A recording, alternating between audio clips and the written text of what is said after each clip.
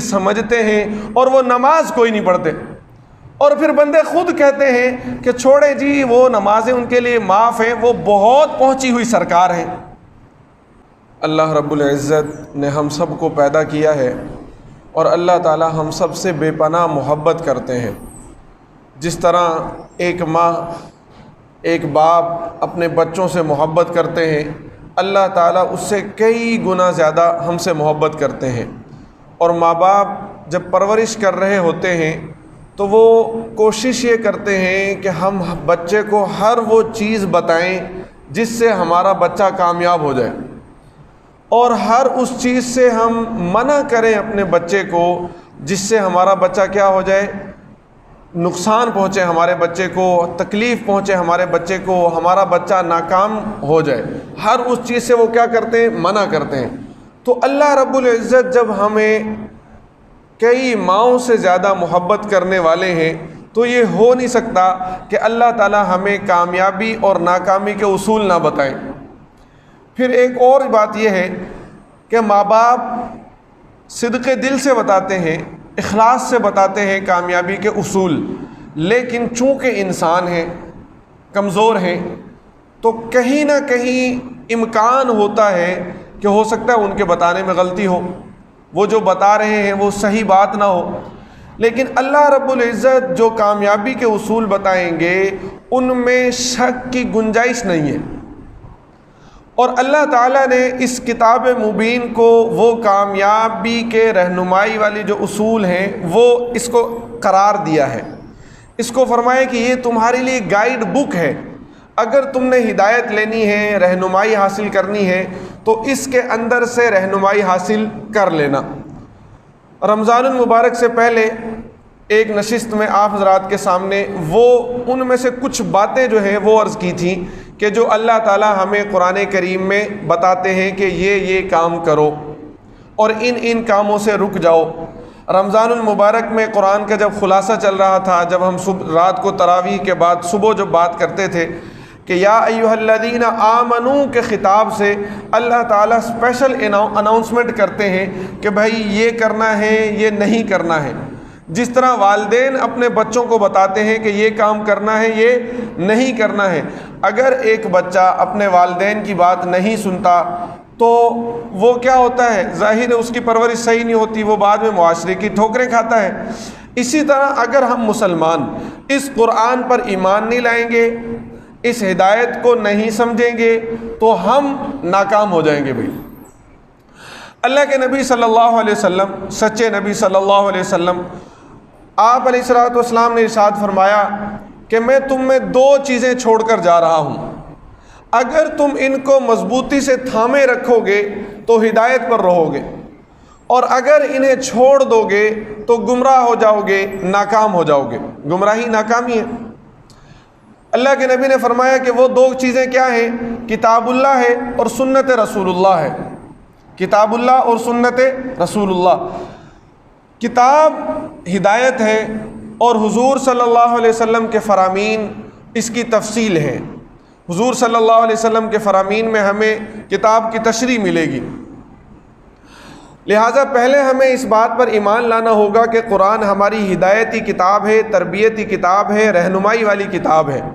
پھر ہمیں اس نظریے سے اس کو دیکھنا ہوگا اور پڑھنا ہوگا، اپنے لیے وہ رہنمائی والے اصول نکالنے ہوں گے اور اپنے اوپر اپلائی کرنے ہوں گے۔ اب قرآن کہتا ہے ذالک الکتاب لا ریب فیہ، کہ یہ ایسی کتاب ہے جس میں شک کوئی نہیں، اور ھدی للمتقین، یہ ہدایت ہے متقین کے لیے۔ ہم نے دیکھا کہ قرآن ہمارے پاس ہے لیکن اس کے باوجود ہم میں سے کچھ لوگ کیا ہیں، گمراہ ہیں۔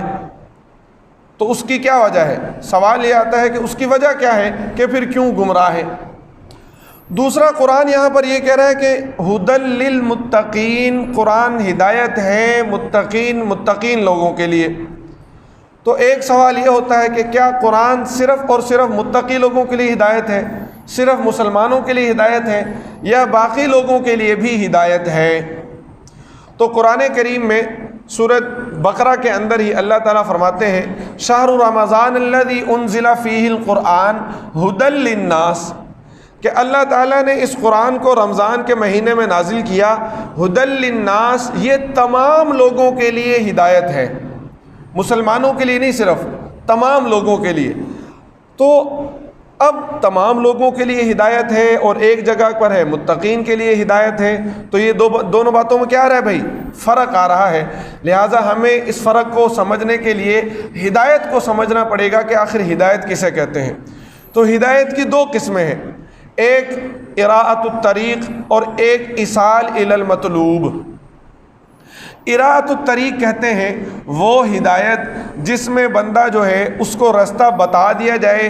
مثال کے طور پر یہاں سے اگر کسی نے آرے بازار جانا ہے تو ہم اسے بتائیں گے بھائی مسجد سے باہر نکلیں، اس کے بعد آپ کیا کریں، لیفٹ سائڈ پر مڑیں، پھر رائٹ ہو، بھٹا چوک آئے گا، وہاں سے رکشہ پکڑیں اور جا کر کہاں چلے جائیں گے؟ آرے بازار پہنچ جائیں گے۔ اس کو کہتے ہیں اراءۃ الطریق، راستہ بتلا دینا۔ یہ قرآن کریم سب لوگوں کو بتاتا ہے، کوئی بھی انسان ہو، مسلمان ہو یا کوئی دوسرا کافر ہو، قرآن اس کو بھی بتائے گا یہ کام کرو گے کامیاب ہو جاؤ گے۔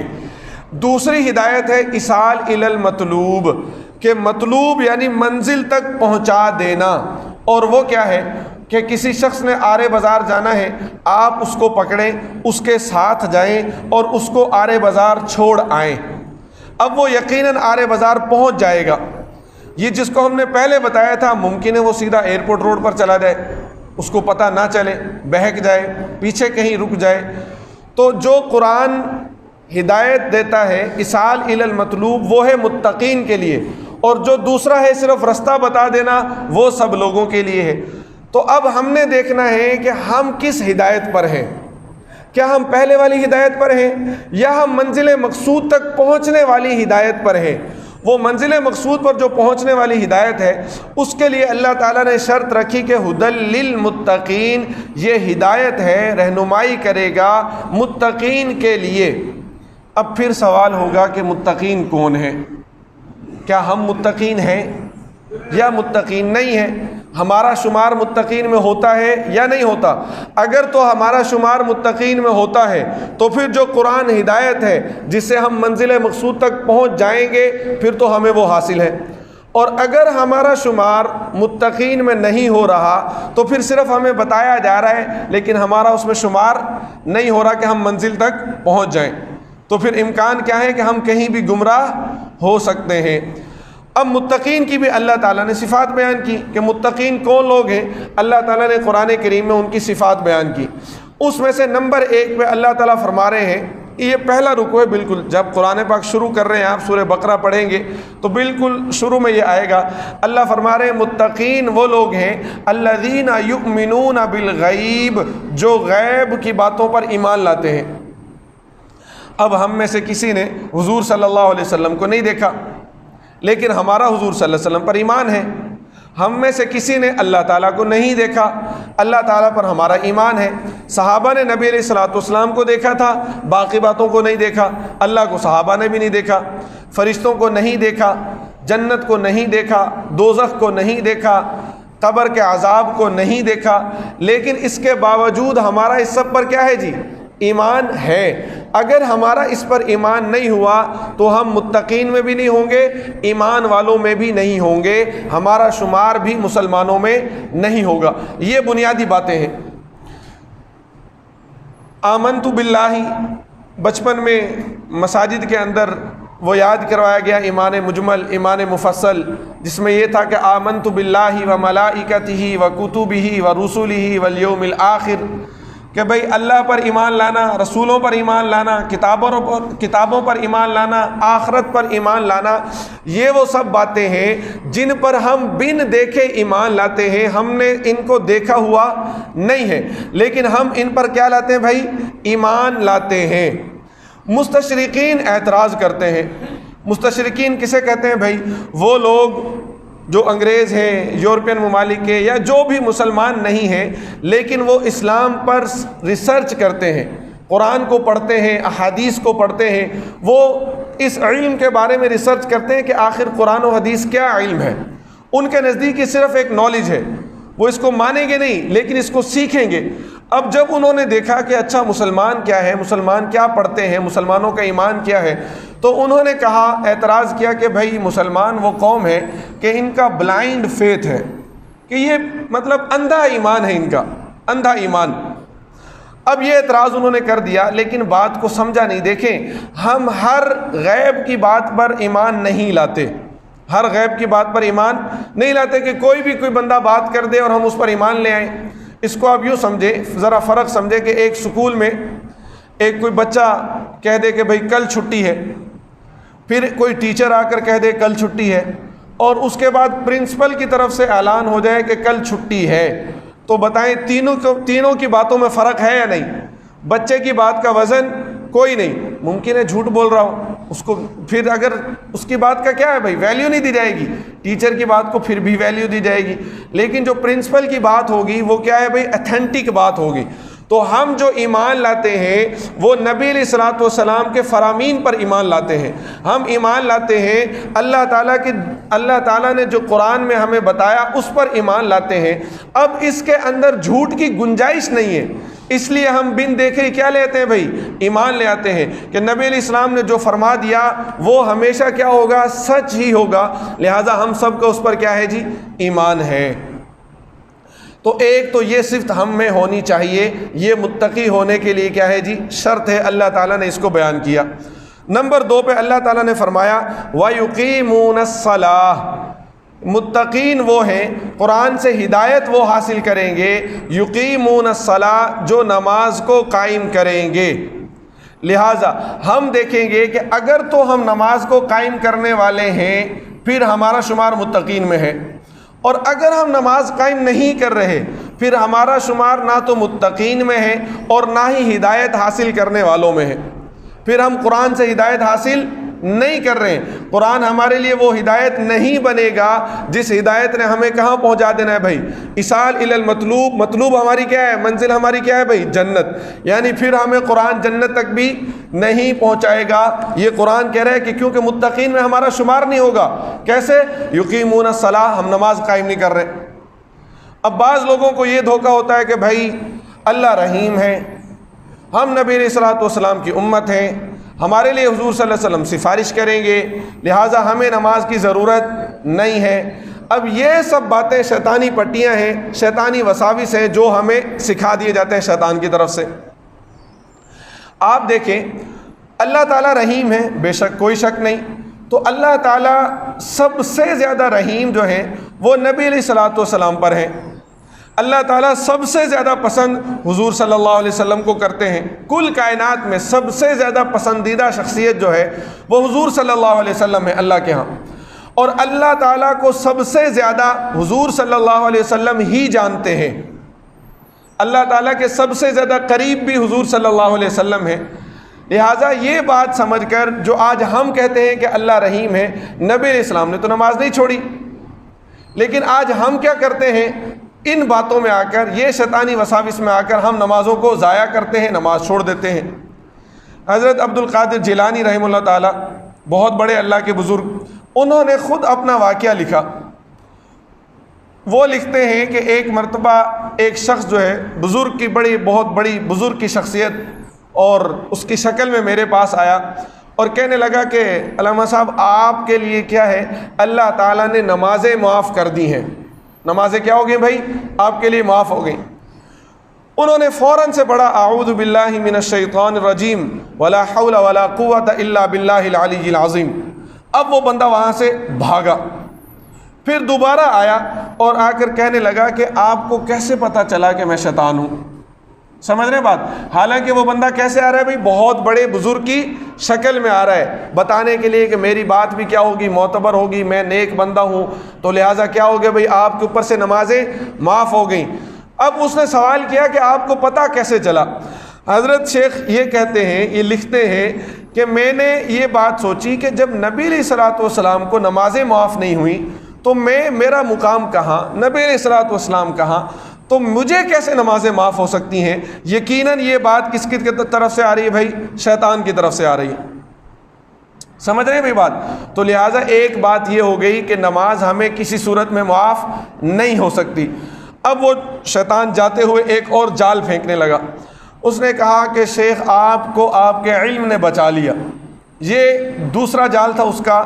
اور یہ جال بھی بڑا خطرناک ہے بھائی کہ بندہ اپنے علم کے تکبر میں آ جائے کہ میں بڑا عالم اور میں بڑا علامہ، میرے پاس بڑا علم، میں نے بڑی کتابیں لکھی، میں بڑی تقریریں کرتا ہوں، میری وجہ سے لوگ ہدایت پاتے ہیں، لہٰذا میں بڑی کیا ہو گیا بھائی چیز ہو گیا نا.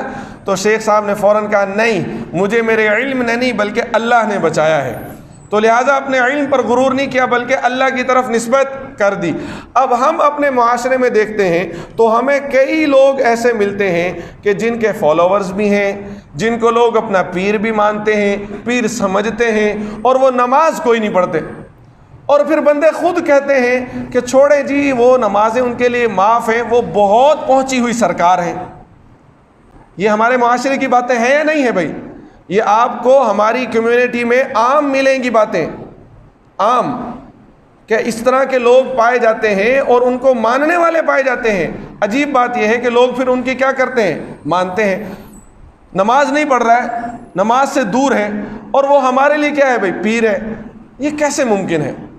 ایک بندہ متقین کی صف میں شامل نہیں، ایک بندہ قرآن کی ہدایت لینے والا نہیں ہے، اور وہ ہمیں کیسے اللہ سے جوڑ سکتا ہے؟ وہ تو اس کا تو خود کا اللہ سے کنیکشن نہیں ہے بھائی. سمجھ آ رہی بات بھائی؟ تو لہٰذا جب ہم دیکھیں گے کہ یہ اگر بے نمازی ہے اور اس کو ماننے والے بھی اس کے ساتھ ہیں تو اس کا مطلب یہ ہے کہ ہمارا قرآن کے ساتھ تعلق کوئی نہیں، ہم ہدایت سے کیا ہیں بھائی؟ کوسوں دور ہو گئے. تو دوسری بات یہ ہے کہ اگر ہم نے دیکھنا ہے کہ ہم قرآن سے ہدایت حاصل کر رہے ہیں، ہمارا شمار متقین میں ہے، تو پھر ہم اپنی نمازوں کو دیکھیں کہ آیا ہم نمازیں صحیح طریقے سے 5 وقت کی پوری نمازیں ادا کر رہے ہیں یا نہیں کر رہے ہیں، یا کبھی پڑھ لی کبھی نہیں پڑھی، دل کیا تو پڑھ لی، دل نہیں کیا تو نہیں پڑھی، نیند آ رہی ہے تو چھوڑ دی، نیند پوری ہے تو پڑھ لی، فارغ بیٹھے تو پڑھ لی، شادی ہے، بیاہ ہے، خوشی ہے، غمی ہے، ان موقعوں پر نماز کو چھوڑ دیا. اگر ہم نے ان موقعوں پر نماز کو چھوڑ دیا تو پھر قرآن ہمارے لیے ہدایت نہیں ہوگی. تو ہم دیکھ سکتے ہیں کہ آج معاشرے میں نماز کی ہمارے ہاں کتنی ویلیو ہے بھائی. ہماری مساجد نمازیوں کا اندازہ لگانا ہو، آپ دیکھیں فجر میں دیکھیں مسجد بھر جاتی ہے، لیکن عام نمازوں میں وہ نمازی کہاں چلے جاتے ہیں جو فجر میں آ کر جمعے میں آ کر مسجد کو کیا کر رہے ہوتے ہیں بھائی؟ بھر رہے ہوتے ہیں. اس کا مطلب انسان موجود ہیں لیکن وہ مسجد آ نہیں رہے ہوتے. جب آئیں گے نہیں تو قرآن ہماری کیا نہیں کرے گا بھائی؟ پھر ہمیں ہدایت بھی نہیں ملے گی. ہدایت نہیں ملے گی تو پھر ہماری دنیا بھی ناکام بھائی، آخرت بھی ناکام. اب یہ وہی بات ہے جو میں نے شروع میں آپ کے سامنے عرض کی تھی کہ والدین بتاتے ہیں بچے کو بیٹا یہ کام کرنا ہے، بیٹا یہ کام نہیں کرنا. اب ہمیں قرآن بتا رہا ہے یہ کام کرنا ہے، کریں گے تو کامیاب ہیں، اور اگر نہیں کریں گے تو ہمارا اپنا خسارہ ہے، ہمارا اپنا نقصان ہے، اور وہ نقصان دنیا میں بھی برداشت کرنا پڑے گا اور آخرت میں بھی برداشت کرنا پڑے گا. کتنی صفتیں ہو گئی بھائی؟ 2. نمبر 3، متقین کی صفت وہ لوگ جو ہدایت پاتے ہیں وہ کون ہے بھائی؟ اس میں تیسری صفت اللہ تعالیٰ بیان فرما رہے ہیں وَمِمَّا رَزَقْنَاهُمْ يُنْفِقُونَ، کہ وہ لوگ ہیں کہ مما رزقناہم، کہ جو ہم نے ان کو رزق دیا ہے، ينفقون، اس میں سے خرچ کرتے ہیں. اس میں 2-3 باتیں سمجھیے گا. نمبر 1 تو پہلا لفظ آیا من ما، یعنی کہ جو ہم نے دیا ہے اس میں سے کچھ کیا کر دیتے ہیں بھائی؟ خرچ کرتے ہیں. اللہ کا یہ حکم نہیں ہے کہ بھائی سارا خرچ کر دو، سارا نہیں، بلکہ کیا کر دو جو اللہ تعالیٰ نے رزق دیا ہے اس میں سے کچھ خرچ کر دو. اس پر ہمارے اوپر کیا آئے گا بھائی؟ برڈن بھی نہیں آئے گا. اگر ایک بندے کے پاس 100 روپے ہیں تو وہ 2 روپے خرچ کر دے، 1000 والا 50 خرچ کر دے، لاکھ والا کچھ خرچ کر دے، تو یہ اس طرح سے ریشو بن جائے گی، لیکن کچھ خرچ کرنے والے ہوں. دوسری بات آپ یہاں پر یہ سمجھیں کہ اللہ تعالیٰ یہ فرما رہے ہیں مما رزقناہم، کہ رزق ہم نے دیا. رزق کیا دیا بھائی؟ ہم نے دیا. اب ایک بات یہاں سے یہ یاد رکھیے گا کہ اللہ تعالیٰ جو رزق دیتے ہیں وہ حلال دیتے ہیں، حرام اللہ تعالیٰ نہیں دیتے. یہ بندہ اپنی کیا کرتا ہے بھائی؟ حرکتیں ادھر ادھر کرتا ہے اور اپنے رزق کو حاصل کرتا ہے حرام طریقے سے، وہ اس کی اپنی کاوش ہے، اپنا اس کو کیا پڑے گا بھائی؟ وبال. لیکن جو اللہ تعالیٰ فرما رہے ہیں کہ ہم نے جو رزق دیا وہ حلال ہے. تو لہٰذا ایک میسج یہاں پر یہ ملا کہ متقین لوگ وہ ہیں کہ جو حلال رزق کیا کرتے ہیں بھائی؟ کماتے ہیں، اور پھر اس حلال رزق میں سے ہی کیا کرتے ہیں بھائی؟ خرچ کرتے ہیں. اور کام بھی یہی رزق آئے گا۔ ایک بندہ اگر حرام رزق لیے جا رہا ہے اور وہ کہہ رہا ہے کہ میں جناب صدقات خیرات بھی کرتا ہوں، تو یہ ایسے ہی ہے کہ فرائض پڑھتا نہیں اور وہ کہہ دے کہ میں جناب نوافل بھی پڑھتا ہوں، تو پہلے فرائض کا جواب تو دے لے، اس کے بعد پھر نوافل کی باری آئے گی نا۔ تو اسی طرح اللہ تعالیٰ یہاں پر یہ فرما رہے بھائی متقین لوگ وہ ہیں کہ جو حلال رزق کماتے ہیں پھر اس میں سے خرچ کرتے ہیں۔ آپ نے دیکھا ہوگا بعض اوقات بہت سے فراڈ کرنے والے، حرام رزق جن کے پاس ہوتا ہے، انہوں نے بھی لکھا ہوتا ہے ھذا من فضل ربی۔ یاد رکھیں حرام رزق کے اوپر، حرام مال کے اوپر یہ بات کہنا ھذا من فضل ربی یہ الگ جرم ہے کہ یہ حرام مال میرے رب کا فضل ہے۔ نہیں، یہ رب کا فضل نہیں ہے۔ رب کا فضل حلال مال میں ہے، رب کا فضل حلال مال سے ہے، حرام مال سے قطعاً رب کا فضل نہیں ہے۔ ہماری یہاں پر بھی کیا ہے بھائی غلطی ہے۔ تو ہم نے دیکھنا ہے کہ ہم جو مال کما رہے ہیں آیا وہ مال حلال ہے یا حرام ہے، آیا ہم اسے صحیح طریقے سے کما رہے ہیں یا حرام طریقے سے کما رہے ہیں۔ اور قیامت کے دن بھی بھائی جب ہم اٹھائے جائیں گے، ہم سب کو اٹھایا جائے گا، تو یہ سوال ہوگا کہ مال کہاں سے کمایا اور کہاں خرچ کیا۔ یہ وہ بنیادی سوالات ہیں۔ اگر یہ سوال ہم نے حل کر لیا کامیاب ہیں۔ تو ہم نے اس کی فکر کرنی ہے کہ ہم اپنا مال کماتے ہوئے کسی کو فراڈ نہ کریں، کسی کے ساتھ فراڈ نہ کریں، کسی کو دھوکہ نہ دیں، جھوٹ نہ بولیں، جو چیز ہم بیچ رہے ہیں وہ حقیقتاً وہی ہو۔ اور اگر ہم ڈنڈی مار رہے ہیں، گڑبڑ کر رہے ہیں، تو پھر ہمارا شمار متقین میں نہیں۔ ہمارا شمار جب متقین میں نہیں تو پھر قرآن کی ہدایت میں نہیں۔ جب قرآن کی ہدایت میں ہمارا شمار نہیں تو پھر ہم کامیاب بھی نہیں، اور وہ کامیابی دنیا میں بھی نہیں ملے گی، آخرت میں بھی کامیابی نہیں ملے گی۔ تو لہٰذا ہم نے اپنے گریبان میں کیا کر لینا ہے بھائی؟ دیکھ لینا ہے کہ آیا ہمارا مال، ہماری کمائی جو ہے وہ حلال ہے یا حرام ہے۔ چوتھی صفت جو اللہ تعالیٰ فرما رہے ہیں وہ یہ کہ والذین یؤمنون بما انزل الیک وما انزل من قبلک، کہ وہ ایمان لاتے ہیں جو کچھ نبی علیہ السلام پر نازل ہوا۔ تو ہمارا یہ ایمان ہے کہ اللہ تعالیٰ نے جو کچھ قرآن کریم میں نازل کیا، نبی علیہ السلام نے جو کچھ فرمایا، وہ سب کیا ہے بھائی؟ برحق ہے، سچ ہے، اور ہم سب اس کو مانیں گے، اور اس کو ماننے میں ہی ہماری کیا ہے جی؟ کامیابی ہے۔ اور اس کے علاوہ جو نبی علیہ السلام سے پہلے پیغمبر آئے ان پر بھی ہمارا ایمان ہے بھائی، ہم سب کا ایمان ہے۔ جیسے پہلے آئے آمنت باللہ و ملائکتہ و کتبہ و رسلہ، تو لہٰذا متقین ہونے کے لیے، نیک بندے بننے کے لیے، اللہ تعالیٰ کے قرآن سے ہدایت حاصل کرنے کے لیے ہمیں اپنے اندر یہ صفات لانی ہوں گی۔ اگر تو ہمارے اندر یہ صفات ہیں تو پھر تو کیا ہے بھائی؟ ہم کامیاب، اور اگر یہ صفات نہیں تو ہم ناکام ہیں۔ آخر میں اللہ تعالیٰ جو صفت بیان فرما رہے ہیں پانچویں، وہ فرما رہے ہیں وَبِالْآخِرَةِ هُمْ يُوقِنُونَ، اور وہ آخرت پر یقین رکھتے ہیں۔ ایک ہے کہ بھائی اس بات کو مان لینا جی قیامت ہے، آخرت ہے، بس ٹھیک ہے، یہ ہے ماننا۔ ایک ہے یقین کرنا کہ بھائی آخرت ہے، آخرت میں سوال جواب ہوگا، آخرت میں جنت ہے یا دوزخ ہے، میں اپنے اعمال میرے دیکھے جائیں گے کہ میرے اعمال کیسے ہیں۔ اللہ کی رحمت ہوئی میرے اعمال پر تو ممکن ہے مجھے جنت مل جائے، اور اگر میرے اعمال خراب ہوئے اور میں پھنس گیا تو میری کیا ہے بھائی؟ مجھے جہنم میں پھینک دیا جائے گا۔ اب جب بندہ آخرت کا یقین کر لے گا تو یہ جو جتنی پچھلی باتیں آئی ہیں، نماز قائم کرنا، خرچ کرنا، حلال کمانا، ان سب پر ایمان لانا کیا ہو جائے گا بھائی؟ آسان ہو جائے گا۔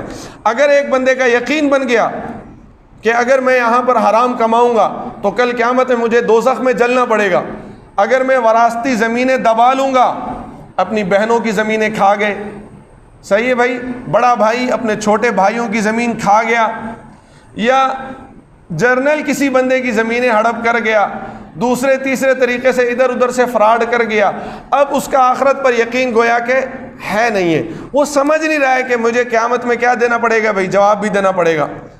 ورنہ اگر کسی کو ہو کہ بھائی کون بندہ ہے کہ جو کہہ سکتا ہے کہ میں تو جناب جہنم کی آگ میں جلنے کے لیے تیار ہوں؟ اگر تیار ہے تو یہاں پر ذرا اپنا ہاتھ رکھ کے دیکھ لے، پریکٹس کر لے، پتہ چل جائے گا تیاری ہے یا نہیں ہے۔ بھائی تیاری تو یہی ہوتی ہے نا، جب ہم پیپر دینے کے لیے جاتے ہیں تو پہلے ایک دفعہ لکھ کے دیکھتے ہیں کہ ہاں جی آ رہا ہے یا نہیں آ رہا، تو تیاری بندہ کرتا ہے، خود کو ٹیسٹ کرتا ہے۔ تو اگر تو ہم جہنم کے لیے تیار ہیں تو پھر تیاری کر کے دیکھ لیں، یہاں پر وہ ذرا ٹیسٹ کر کے دیکھ لیں، اور اگر ہم نہیں ہیں تو یقیناً نہیں ہے تیار تو پھر ہمیں خود کو کیا کرنا ہوگا بھائی؟ ٹھیک کرنا ہوگا۔ یہ قرآن کریم کا بھائی پہلا بالکل یہاں پر یہ صفحہ ہے، پہلی آیات ہیں، ان کو پڑھیں، اپنی زندگیوں میں ہم ان کو لائیں، تو پھر کیا ہوگا؟ اللہ تعالیٰ کا پھر وعدہ ہے، اللہ فرما رہے اولئک علی ھدی من ربہم، یہی وہ لوگ ہیں کہ جو ہدایت پر ہیں اپنے رب کی طرف سے، واولئک ھم المفلحون، اور یہی وہ لوگ ہیں جو کامیاب ہیں بھائی، جن کو اللہ تعالیٰ فرما دے کہ بھئی یہ ہدایت یافتہ ہو گئے، یہ کامیاب ہو گئے، ان کو کل کائنات لگ جائے ان کو ناکام کرنے میں تو انہیں ناکام نہیں کر سکتی بھائی۔ تو اگر ہم کامیابی چاہتے ہیں تو ہمیں قرآن اور قرآن کی تعلیمات کے ساتھ خود کو جوڑنا ہوگا، انشاءاللہ ہماری دنیا بھی بن جائے گی، آخرت بھی بن جائے گی۔ دعا فرمائے اللہ تعالیٰ ہم سب کو سمجھنے کی اور عمل کی توفیق عطا فرمائے۔ وآخر دعوانا الحمدللہ رب العالمین۔